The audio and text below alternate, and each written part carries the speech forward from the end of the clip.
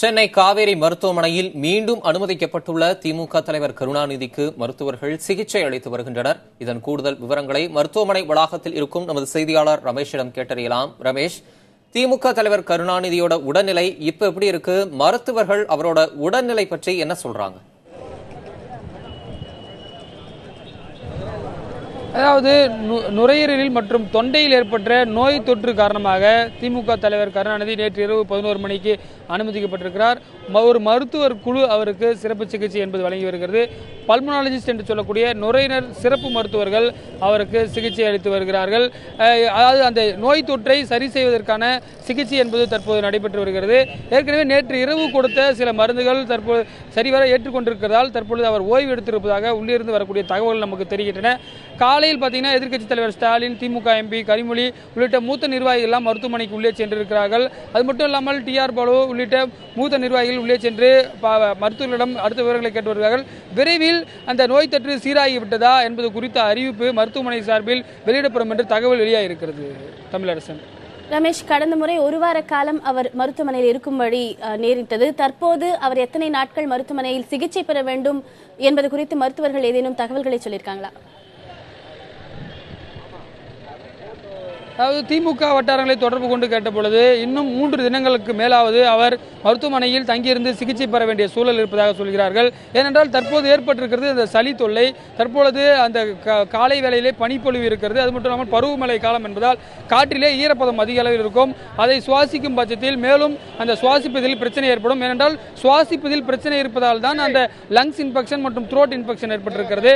அந்த அடிப்படையில் அவர் இது போன்ற மருத்துவமனையில் இருப்பதுதான் நோய் தொற்று மேலும் தீவிரமாகாமல் இருப்பதற்கான ஒரு சிகிச்சை முறையாக இருக்கும். அந்த அடிப்படையிலே அவர் 3 தினங்களுக்கு மேலே அங்கு மருத்துவமனையில் இருப்பதற்கு வாய்ப்பு இருக்கிறது. குறிப்பாக 20ஆம் தேதி வரக்கூடிய செவ்வாய்க்கிழமை திமுக பொதுக்குழு திமுக தலைவர் கருணாநிதி தலைமையில் நடைபெறும் என்று அறிவிக்கப்பட்டிருக்கிறது. அதில் கலந்து கொள்வாரா என்பது குறித்த அறிவிப்பு திங்கட்கிழமை வாக்கில் வெளியாகும் என்று திமுக வட்டாரங்கள் தெரிவிக்கின்றன.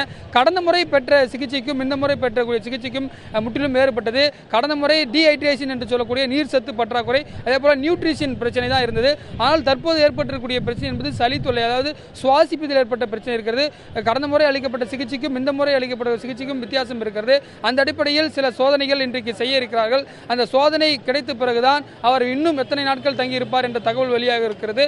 ஆனால் குறைந்தது 2 நாட்களுக்கு மேல் தங்கியிருப்பதற்கு வாய்ப்பு இருப்பதாகவே மருத்துவமனை வட்டாரங்கள் நமக்கு தெரிவிக்கின்றன. பத்மபிரியா.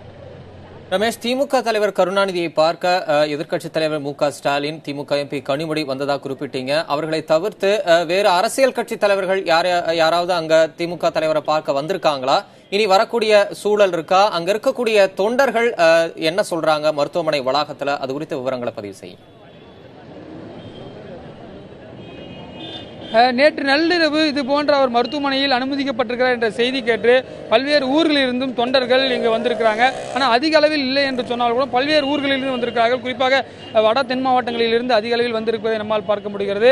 குறிப்பாக இது போன்ற நோய் தொற்று இருக்கக்கூடிய பட்சத்தில் ஏற்கனவே திமுக சார்பில் சொல்லப்பட்ட அறிக்கை கொடுத்திருக்காங்க. அதில் என்ன கொடுத்திருக்காங்கன்னா, ஒவ்வாமை பிரச்சனை இருக்கு, விசிட்டர்ஸ் யாரும் பார்க்க வேண்டாம் அப்படின்னு சொல்லியிருந்தாங்க. ஏன்னா வழக்கமாக திமுக தலைவர் 93 வயதாக இருந்தாலும் கூட அவர் மாலை வேளையிலே கோபாலபுரத்திலே தொண்டர் சந்திப்பது வாடிக்கையாக இருக்கும்.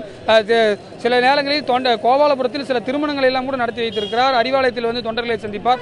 அந்த அளவிற்கு இருந்தக்கூடிய அவருடைய பங்கு என்பது தற்பொழுது அந்த நோய் தொற்று ஏற்பட்டு மற்றவர்களுக்கு எதுவும் வந்துடக்கூடாது என்ற அடிப்படையில் மற்றவர்கள் மூலமாக இவருக்கு எந்த பிரச்சனையும் வந்துக்கூடாது என்பதற்காக இருக்கப்படுகிறது. தற்பொழுது இந்திய கம்யூனிஸ்ட் கட்சியை சேர்ந்த மூத்த நிர்வாகி தா பாண்டியன் மருத்துவமனைக்கு வந்திருக்கிறார். அவர் உள்ளே சென்று விட்டு வெளியே வந்து பேட்டியளிக்க வாய்ப்பு இருக்கிறது.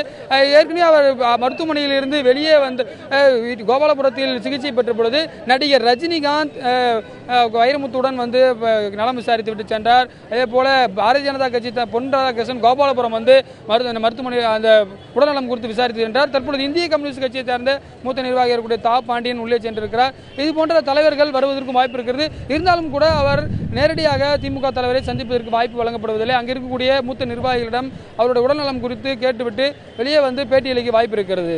தமிழரசன்.